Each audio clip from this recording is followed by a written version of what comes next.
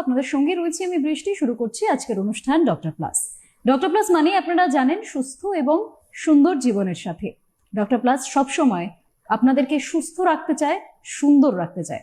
আজকে আমরা সৌন্দর্য নিয়ে কথা বলবো, কিন্তু সেই সৌন্দর্যটা আমরা জানি যে সৌন্দর্য মানে শুধু বাহ্যিক সৌন্দর্য নয়, অভ্যন্তরীণ সৌন্দর্য বটে। কিন্তু বাহ্যিক সৌন্দর্যটা কোথাও গিয়ে আপনার জীবনে একটা অনেক বড় রোল প্লে করে। সেটা কিভাবে? যখন আমরা চাকরি জীবনে বেরোই বা কোনো বন্ধু বান্ধবের সঙ্গে বেরোচ্ছি বা পারিবারিক কোনো অনুষ্ঠানে যাচ্ছি, এমন কিছু যেখানে আমাকে নিজেকে প্রেজেন্ট করতে হবে, সেই নিজেকে প্রেজেন্ট করার যে অনুষ্ঠানগুলো থাকে সেগুলো কোনো কর্মজীবন হতে পারে, কোনো অনুষ্ঠান হতে পারে। সেখানে গিয়ে যদি আমার কনফিডেন্স লেভেলটা একদম জিরোতে থাকে, সেটা বোধহয় কখনোই আমাদের কারোর জন্যই কাম্য নয়। তাই কোথাও গিয়ে এই সৌন্দর্য অর্থাৎ বাহ্যিক সৌন্দর্য আমাদের অভ্যন্তরীণ সৌন্দর্যগুলিকে অনেকাংশে সাপোর্ট দেয়, যাতে আমরা নিজেদেরকে অনেক ভালো মতো করে প্রেজেন্ট করতে পারি। আর তার জন্যই আমাদের নিজেদেরকে বাইরে থেকেও অনেকটা সুন্দর থাকতে হয়। আর সেই সুন্দর থাকার সাথেই আমাদের ডক্টর প্লাস। আজকে আমরা আলোচনা করব অ্যান্টি এজিং নিয়ে। অ্যান্টি এজিং এর বিষয়ে বিগত দিনেও আমরা বহুবার আলোচনা করেছি, তবে মূলত আজকে আমাদের অনুষ্ঠানটি হবে অ্যান্টি এজিং এর ট্রিটমেন্টস নিয়ে। কি কি চিকিৎসা রয়েছে, তার পার্শ্ব প্রতিক্রিয়া কি রয়েছে, ডক্টর প্লাস আপনাদেরকে কি কি সাপোর্ট দিতে পারে, সেই সমস্ত বিষয়ে আমরা আলোচনা করব।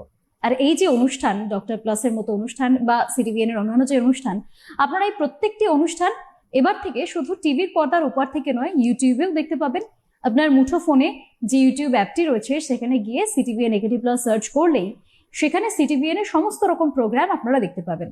আর যদি ইউটিউব না থেকে থাকে তাহলে সেটা ইনস্টলেশনের অপশন আপনার কাছে রয়েছে, আপনি ইনস্টল করবেন আর তারপর সেখান থেকে সিটিভিএন এর অনুষ্ঠান দেখবেন। আরো একটি কথা, সিটিভিএন একেডি প্লাসকে অবশ্যই সাবস্ক্রাইব করতে হবে। তাহলে এই যে ডক্টর প্লাসের মতো যেসব তথ্য, যেসব অনুষ্ঠান আপনাদেরকে অনেক বেশি তথ্য সমৃদ্ধ করে, সেই সমস্ত অনুষ্ঠান যখন পোস্ট হবে তখন সবার আগে নোটিফিকেশন যাবে আপনার কাছে। চলুন তাহলে আজকে আমরা আমাদের অনুষ্ঠান শুরু করি। আজকে ডক্টর প্লাসের তরফে আমাদের যিনি এক্সপার্ট রয়েছেন, তিনি একজন ডার্মাটোলজিস্ট এবং অ্যাস্থেটিশিয়ান, ডক্টর সয়ন পাল। অনেক স্বাগত। নমস্কার স্যার, আমরা বিগত দিনেও অ্যান্টি এজিং এই বিষয়টা নিয়ে কথা বলেছি, আর সেখানে অনেক কিছু মানে লাইফস্টাইল, ডায়েট, আমাদের স্ট্রেস ম্যানেজমেন্ট সবটাই ছিল। কিন্তু মূলত আমরা আজকে ট্রিটমেন্টের উপর জোর দেব। কিন্তু তা সত্ত্বেও আমাদেরকে যেহেতু প্রোগ্রামে ঢোকার জন্য এজিং বিষয়টা জানতে হবে, এই এজিংটা কত বছর বয়স থেকে শুরু হচ্ছে? মানে আমরা যখনই অ্যান্টি এজিং বলছি তখনই বোঝা যায় বিষয়টা যে বয়সের আগে অর্থাৎ অ্যাডভান্স লেভেলে এজিং হচ্ছে। সেই বিষয়টা কি? টেকনিক্যালি এজিং শুরু হয়ে যায় সেই বয়স থেকে যে বয়সে গ্রোথটা কমপ্লিট হয়ে যায়। আচ্ছা। তো 22 থেকে ম্যাক্সিমাম 25 বছরের মধ্যে মানুষের গ্রোথটা কমপ্লিট হয়ে যায়। টেকনিক্যালি তারপর থেকেই শরীরের মধ্যে যে চেঞ্জেস গুলো আসতে শুরু করে সেগুলো হচ্ছে ধীরে ধীরে সেইটা ডিজেনারেশন। তো সেই জন্য এজিং আর্লি শুরু হয়ে যায়। আচ্ছা। কিন্তু সেই এজিংটা আমরা কোন পয়েন্টে গিয়ে পারসিভ করব যে এই জিনিসগুলোর জন্য মানুষটাকে এজেড লাগছে? আমরা প্রধানত 4টে বা 5টা জিনিস দিয়ে একটা মানুষকে, যখন আপনি সামনের মানুষটাকে দেখছেন দেখে মনে হচ্ছে একটু বয়স হচ্ছে বা একটু ম্যাচিওর্ড লাগছে, একটু অন্যরকম লাগছে, সেই জিনিস কি কি জিনিস দিয়ে হয়? কম বয়সে একটা মানুষের সঙ্গে তার কি কি তফাৎ থাকে? 1 নম্বর, স্কিন তার কম চকচক করছে। আচ্ছা। রিলেটিভলি লুজ স্কিন, মানে খুব লুজ হয়তো হতে হবে না, কিন্তু সেই ন্যাচারাল গ্লো শাইনি ব্যাপারটা যেটা 17-18 বছর বয়সে দেখা যায়, 15-16 বছরে দেখা যায়, সেটা নেই। 2 নম্বর হচ্ছে আমার বিভিন্ন রকম ডিসপিগমেন্টেশন, মানে বিভিন্ন রকমের পিগমেন্টারি ইস্যুস আসছে। সেটা হয়তো তিলগুলোর অ্যাগ্রাভেশন হতে পারে, সেটা হয়তো নতুন ছোট ছোট সোলার স্পটস বা ফ্রেকেলস আসতে পারে, সেটা হয়তো মেলাজমা বা মেছেতা হতে পারে। এই ধরনের স্কিনের বিভিন্ন রকম পিগমেন্টারি অ্যাবনর্মালিটিস।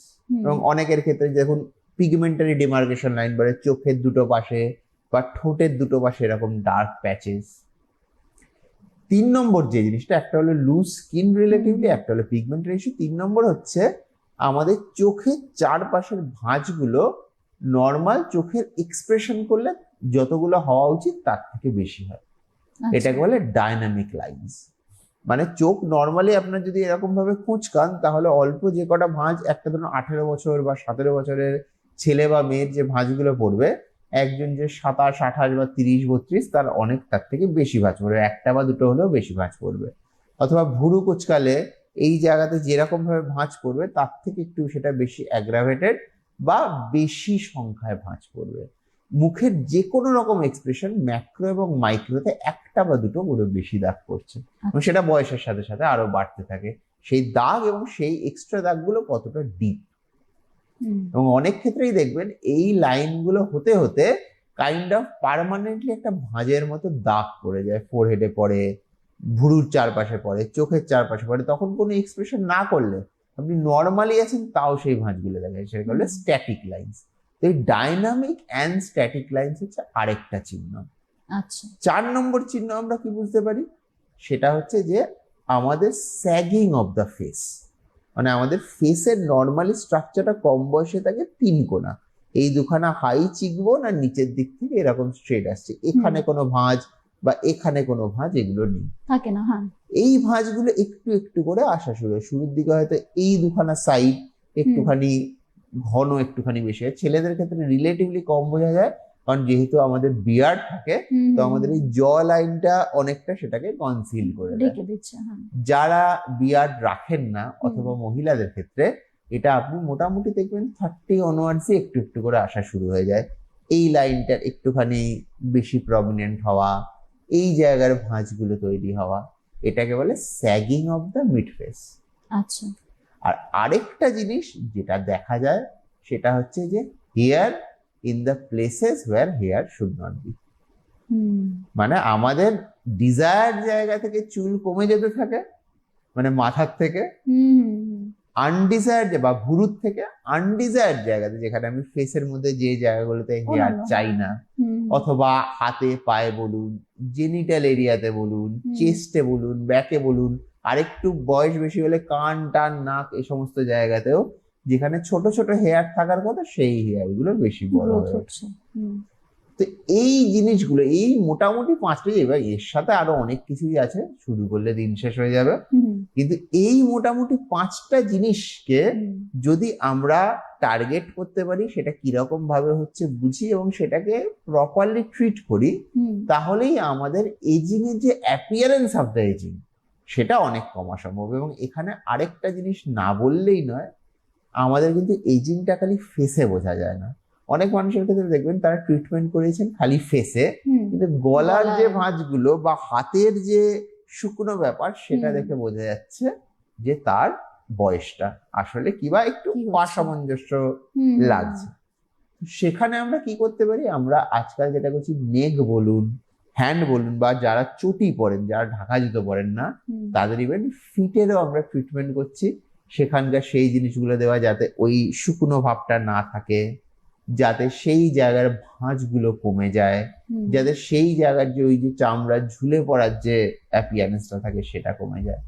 এবং আরেকটা জিনিস যেটা না বললেই না, যেটা আমি বললাম, ডিজায়ার জায়গা থেকে চুল কমতে থাকে, ফলে হেয়ার ফল এবং management of the hair fall. মানে আপনি দেখবেন একই বয়সের দুটো মানুষ, বা অনেক ক্ষেত্রে দেখা যায় একই পরিবারের 2 ছেলে, দুজনের প্রায় কাছাকাছি বয়স, কিন্তু যার চুল মাথায় কম তার বয়সটা একটুখানি কম থাকলেও তাকে মনে হয় সে বড় ভাই বা বড় বোন। এই ব্যাপারটা আপনাদের মানে রিয়েলাইজ করতে হবে যে আমরা কিভাবে এজিংটা পারসিভ করি, এবং সেই জিনিসগুলোকে ওয়ান থিং এট এ টাইম কারেক্ট করা।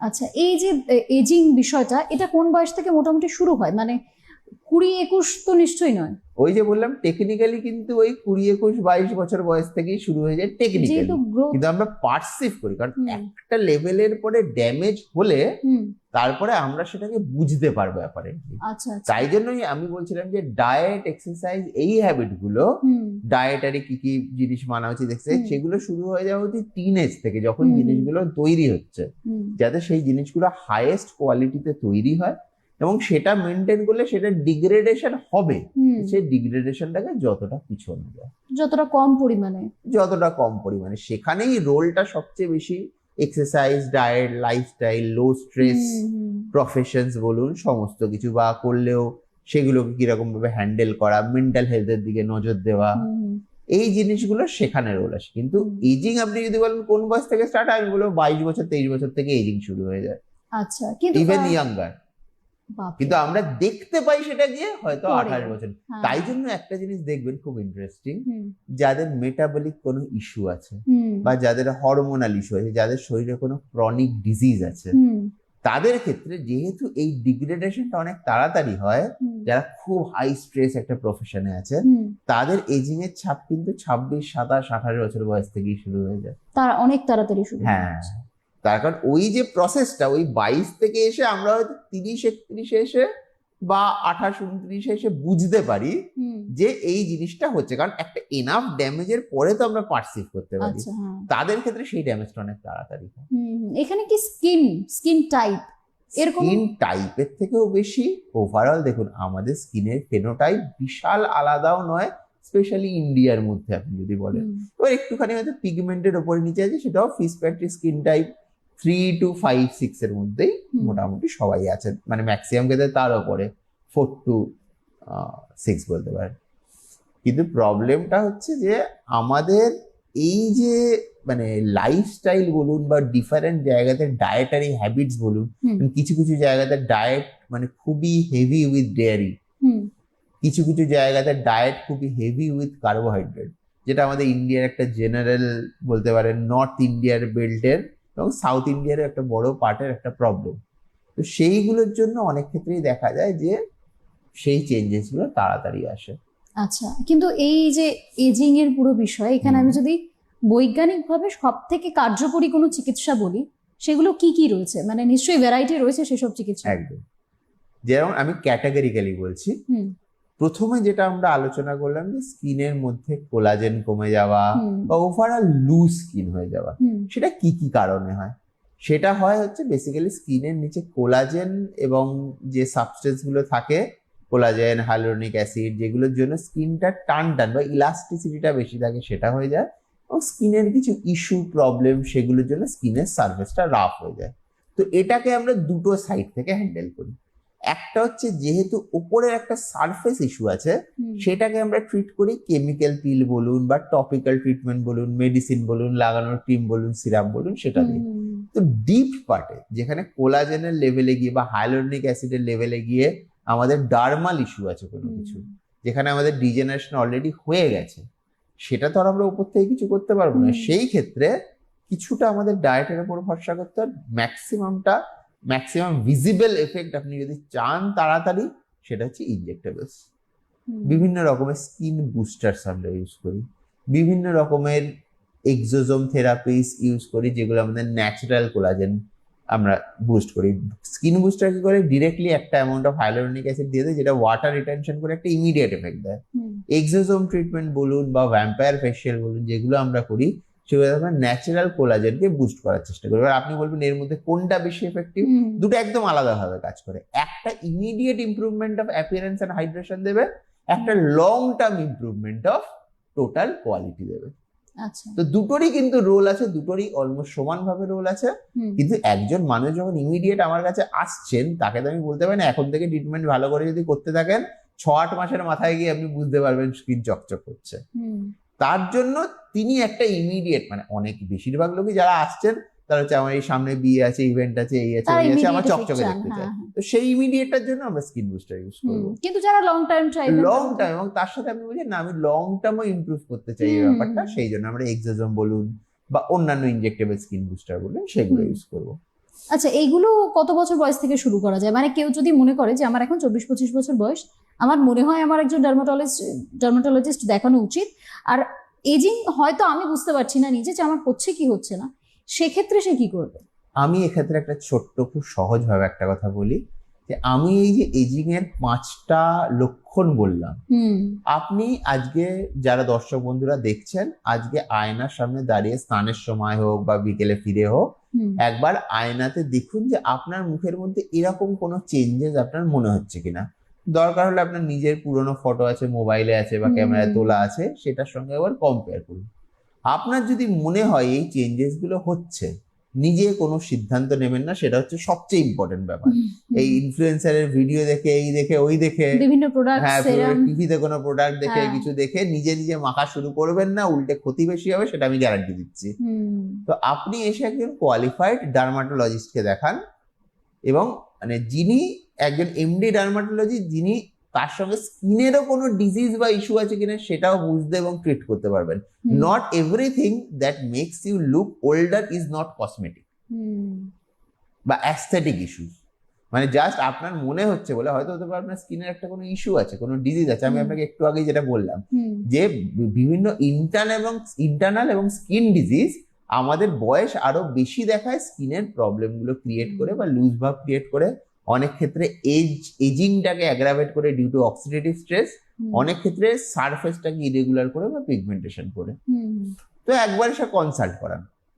এবার অনেক ক্ষেত্রেই হতে পারে হয়তো আপনার কিছু টেস্ট করতে দেওয়া হলো, যদি কোনো ইন্টারনাল কোনো ইস্যু সাসপেক্ট করা হয় আপনার সঙ্গে কথা বলা হবে, এই প্রবলেম হচ্ছে কি হচ্ছে না জিজ্ঞেস করা হবে, সেই বেসিসে আপনার হয়তো কিছু টেস্ট করা হবে। হয়তো দেখা গেল একটা কোনো সিরিয়াস প্রবলেম বেরোলো। আমার কাছে বহু পেশেন্ট, মানে অলমোস্ট বলুন 30-40% মেয়েরা যারা কম বয়সী পিম্পলস বা skin surface issue, loss of lack of glow নিয়ে আসে, তাদের অনেকের ক্ষেত্রেই হরমোনাল ইস্যু পাওয়া যায় 30-40% অফ দি পেশেন্টের।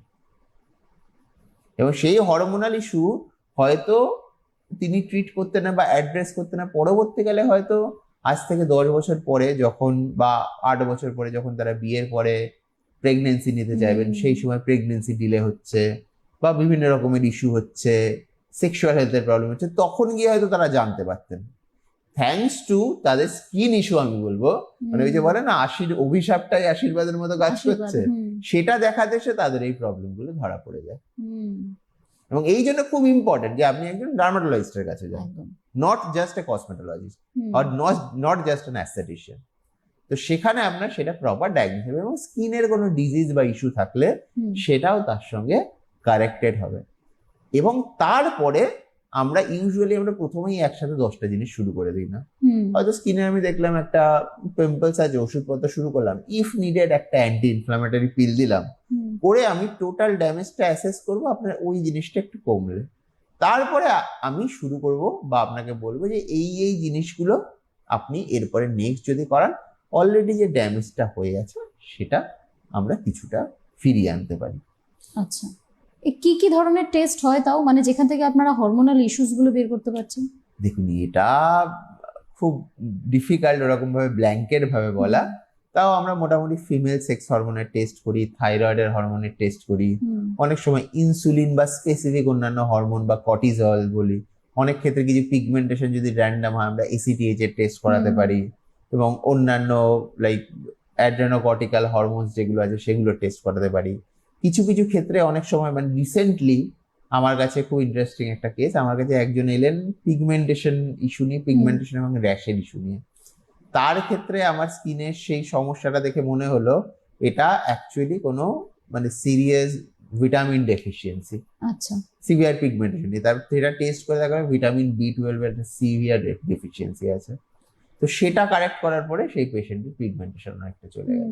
তো অনেক ক্ষেত্রেই এই যে ব্যাপারটা, এবং এই জিনিসটাই আজকে অনেক ক্ষেত্রে যদি পেশেন্ট কোনো কসমেটোলজিস্টের কাছে যেতেন, তাহলে হয়তো তিনি কেমিক্যাল পিল দিতেন বা বাইরে থেকে চিকিৎসা করাতেন, হয়তো একটা আইভেজানেল গ্লুটাথিয়ন করতেন, অনেক কিছু করতেন।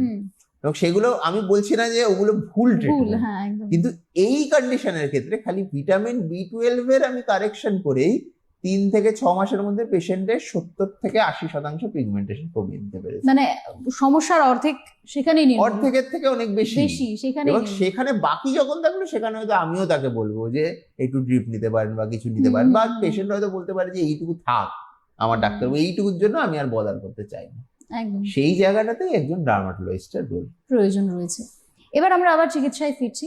একদম প্রাথমিক চিকিৎসা কি হয়, বেসিক গুলো? প্রাথমিক চিকিৎসা যেটা আপনাকে বললাম, সবার আগে হচ্ছে একটা প্রপার ডায়েট, এক্সারসাইজ এবং লাইফস্টাইল মডিফিকেশন, এবং তার সাথে একটা স্কিন রেজিম। একটা মর্নিং সিরাম হলো, নাইট ক্রিম কিরকম কার ক্ষেত্রে কি হবে সেটা ডিপেন্ডিং অন দ্য পেশেন্ট, অনেক কিছু। এবং কোনো কিছু ব্ল্যাঙ্কেট নেই, এমন নয় যে সব নাইট ক্রিমে রেটিনল থাকবে। স্কিন টাইপ, স্কিন সেন্সিটিভিটি সেগুলোর উপর ডিপেন্ড করে। অনেকের ক্ষেত্রে night cream is a specialize moisturizer, nothing else. অনেকের ক্ষেত্রে নাইট ক্রিমের মধ্যে কিছুটা মেলাটোনিন দেওয়া থাকে যাতে তাদের ঘুমটা ভালো হয়। তো কোনো স্পেসিফিক রুল বা সেট নেই, প্রত্যেকের জন্য এই সিরাম এবং নাইট ক্রিম আলাদা। প্রত্যেকের জন্য সেরকম ভাবে স্পেশালাইজ সানস্ক্রিন, ফেস ওয়াশ লাগবে না, জেন্টেল ক্লিনজার লাগবে, জেন্টেল ক্লিনজারের মধ্যে কি কি কম্পোজিশনে থাকা উচিত সেই জিনিসগুলো সেরকম ভাবে একটা ফেস ওয়াশ বা ক্লিনজার দেওয়া, সানস্ক্রিন, পেশেন্টের লাইফস্টাইল এবং পেশেন্টের স্কিন টাইপ তার উপর ভিত্তি করে সানস্ক্রিন দেওয়া হয়। এবং তার সাথে কিছু কিছু ক্ষেত্রে আমরা কিছু অ্যান্টিঅক্সিডেন্টস ইউজ করি, কিছু স্পেসিফিক সাপ্লিমেন্টস ইউজ করি ডিপেন্ডিং অন মানে একদম correct diagnosis of the skin type. যেমন এই ক্ষেত্রে বললাম ভিটামিন B12 এর সাপ্লিমেন্টেশন ইউজ করলাম এবং সেটা কিন্তু সেই জিনিসটাকে কারেক্ট করলো। তো এইটা হচ্ছে ইনিশিয়াল একটা স্কিন রেজিম, বলতে পারেন ডায়েট, লাইফস্টাইল, কিছু সাপ্লিমেন্টস এবং কিছু আপনার স্পেসিফিক ওষুধপত্র। এবং এবার কোনো স্পেসিফিক স্কিন ইস্যু থাকলো, যেরকম এক্সেসিভ পিম্পলস বলুন, ড্যান্ড্রাফ বলুন, বা অন্যান্য কোনো রকমের এক্সিমেটাস প্রবলেম, কারণ সাধারণ মানুষ তো ওরকম ভাবে বুঝতে পারেন না, তার কাছে সবই হচ্ছে স্কিন ইস্যু গুলো চলে যাচ্ছে, একটা কিছু হচ্ছে, তো সেই জিনিসটার আমরা স্পেসিফিক ট্রিটমেন্ট দিলাম। সেগুলো অবশ্য শর্ট টাইমের জন্য চলে রিলেটিভলি। এরকম ভাবে বেসিক্যালি আমরা এগোই। তারপরে এবার যে জিনিসের যেটা দরকার, যে ক্ষেত্রে যেমন বললাম, ধরুন আমি এতক্ষণে আপনার স্কিনের গ্লো চলে যাওয়া বা লুজেনিং অফ দ্য স্কিনের বললাম, ধরুন কেউ একজন পেশেন্ট এলো একটা পিগমেন্টেশন নিয়ে, এবং সেই পিগমেন্টেশনটা সবার আগে আমরা ক্লিনিক্যালি অ্যাসেস করলাম যে অন্যান্য কোনো ডার্মাটোলজিক্যাল ডিজিজের পার্ট কিনা। সেটা যদি না হয় তাহলে সেখান থেকে সেই পিগমেন্টেশনটা একদম ফোকাল ছোট ছোট এরিয়াতে কিনা, না লার্জার অনেকটা এরিয়াতে।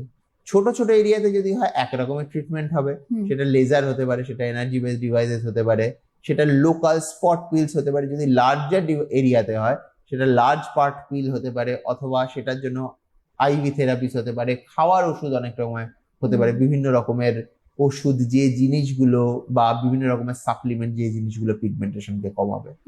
এরকম হয় যেমন আইভি গ্লুটাথিয়ন ড্রিপটা আমাদের লার্জ পার্টের ডিপিগমেন্টেশনের জন্য, যার মাল্টিপল এরিয়াতে মানে পিগমেন্ট হয়ে আছে, সেটাকে পিগমেন্ট ঠিক করা।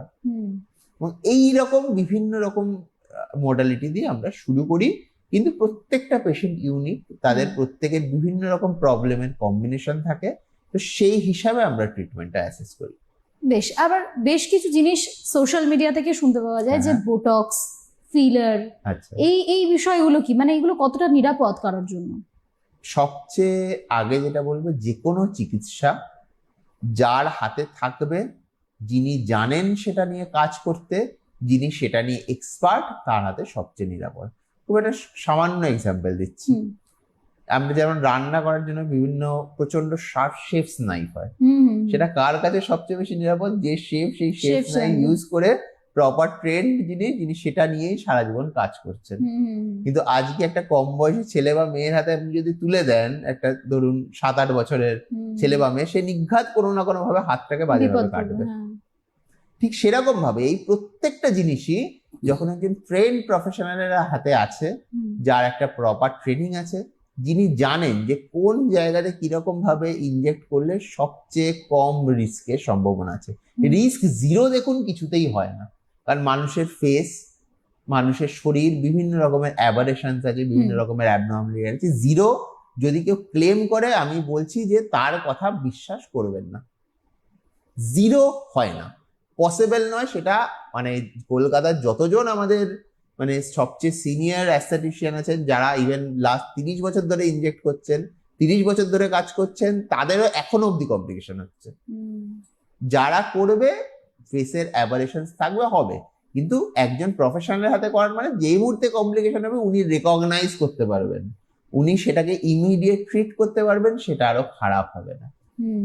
এক নম্বর, যদি এমন লেভেলে এক্সপার্টাইজ আছে যেখানে হয়তো মানে যাদের নর্মাল যে জিনিসের কমপ্লিকেশন আপনি ইন্টারনেটে দেখছেন যে প্রতি 10 জনের বা 15 জনের একজনের হয়, যে এক্সপার্ট তার হয়তো প্রতি 80 জন বা 90 জনে একজনের হবে।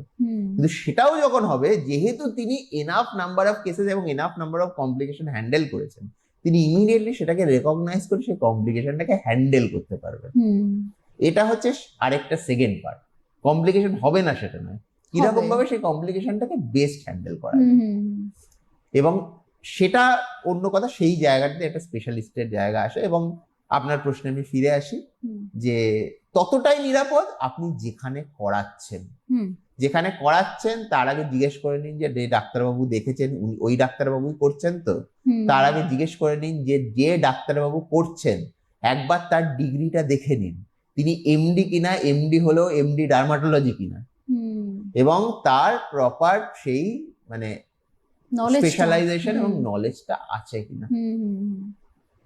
আর এই যে এই পুরো বিষয়টা হবে, কখনো কেউ বোটক্স করালো বা ফিলার করালো, এর যে সাইড এফেক্টস গুলো হয় সেগুলো কি ধরনের সাইড এফেক্টস হয়? মানে আমি পরবর্তীতে কি বুঝে আবার আমাকে ডাক্তারের কাছে দৌড়তে হবে যে না এটা সাইড এফেক্টস হচ্ছে আমার? সেটা দেখুন ডিপেন্ড করে আমরা কোন এরিয়াতে করছি, আচ্ছা, কি কারেকশন করছি। প্রত্যেকটার ক্ষেত্রে এখন বলতে বসলে বিশাল লম্বা।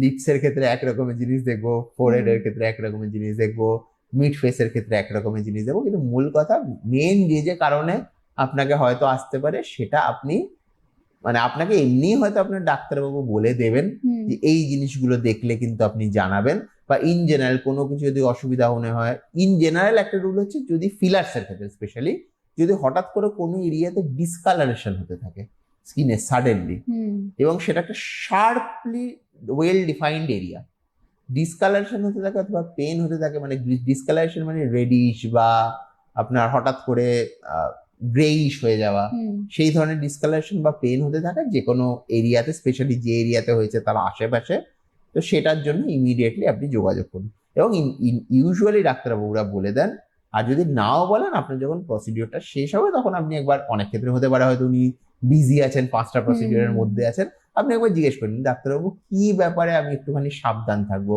কি হলে আপনাকে আমি সঙ্গে সঙ্গে জানাবো, এবং মনে করে এমন কিছু নাম্বার কালেক্ট করে নিন সেই ক্লিনিক থেকেও ডাক্তারবাবুর থেকেও, যেখানে যোগাযোগ করলে উইদিন মিনিটস টু লাইক মানে লেস দ্যান 1 আওয়ার ডাক্তারবাবু সেটাকে অ্যাসেস করতে পারেন এবং সেটাকে অ্যাড্রেস করতে পারেন সেই প্রবলেমটাকে। আরো বেশ কিছু ট্রিটমেন্ট, যেমন আমরা লেজার থেরাপির নাম শুনেছি, হরমোনাল থেরাপির নাম শুনেছি, স্টেম সেল থেরাপির নাম শুনেছি, এইগুলো বেসিক্যালি কোন কাজে লাগে, মানে কি ধরনের ট্রিটমেন্ট এগুলো? প্রত্যেকটা জিনিস আমি একটা কাজ করি, আমি এক একটা যে প্রবলেম বলছিলাম, যেমন পিগমেন্টেশনের কথা বললাম, সেখানে বললাম যে লেজার থেরাপি ওখানে কাজ হয়।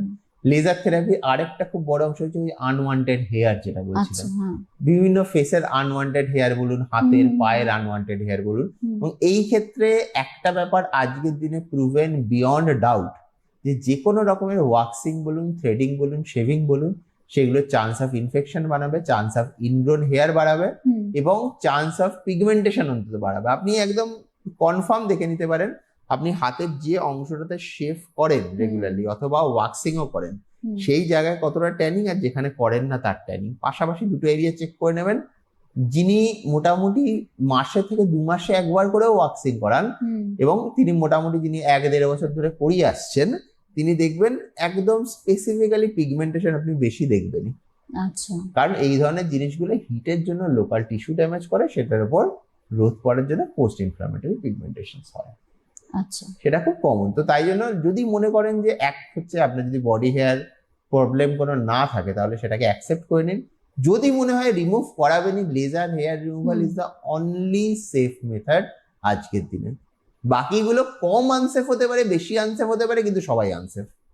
আচ্ছা, মোদ্দা কথা সবাই আনসেফ, আর প্রত্যেকটারই কিছু না কিছু প্রবলেম আছে। কিন্তু এবার লেজার হেয়ার রিমুভাল এমন একটা মেথড যেটা একজন ডক্টর করবেন, এবার হতেই পারে সেখানেও কখনো মেশিন গন্ডগোল, সেগুলো এক্সেসিভলি রেয়ার, সেগুলো রেয়ার, মানে হয়তো মানে সেখানে তো কিছু জায়গাতে মেশিন ম্যাল ফাংশন মেশিন দিয়ে করা হচ্ছে, হতেই পারে, এটা এক্সিডিংলি রেয়ার। কিন্তু আজকে একটা মোটামুটি ভালো জায়গাতে ভালো লেজার মেশিন দিয়ে যদি করা হয় তাহলে সেটার রেজাল্টস আর ভেরি গুড, অনেক লম্বা টার্ম লাস্ট করবে, এবং অনেক মানে সাইড এফেক্ট সেরকম বলতে পারে কিছু নেই। আর এই সমস্ত যে অত্যাধুনিক চিকিৎসা ব্যবস্থা সেই সবটাই আমাদের ডক্টর প্লাসে পাওয়া যায়, আপনারা সেখানে আসতেই পারেন। এক্সপার্ট আজকে আমার সঙ্গে যিনি কথা বললেন তিনিও সেখানে থাকবেন। বিরাটি মিনি বাস স্ট্যান্ডের ঠিক উল্টো দিকেই ডক্টর প্লাস, সেখানে আপনারা আসতে পারেন, সেখানে ফোনও করতে পারেন, কথা বলতে পারেন, সমস্ত রকম অত্যাধুনিক চিকিৎসা, স্কিন সংক্রান্ত, নিজেকে সৌন্দর্য রাখার সবটাই আপনারা এখান থেকে নিয়ে যেতে পারেন। 100% কনফিডেন্স আপনারা ফিরে পেতে পারেন। আজকের জন্য অনুষ্ঠান এই পর্যন্ত। আপনাদের সকলকে অনেক ধন্যবাদ। নমস্কার স্যার। নমস্কার।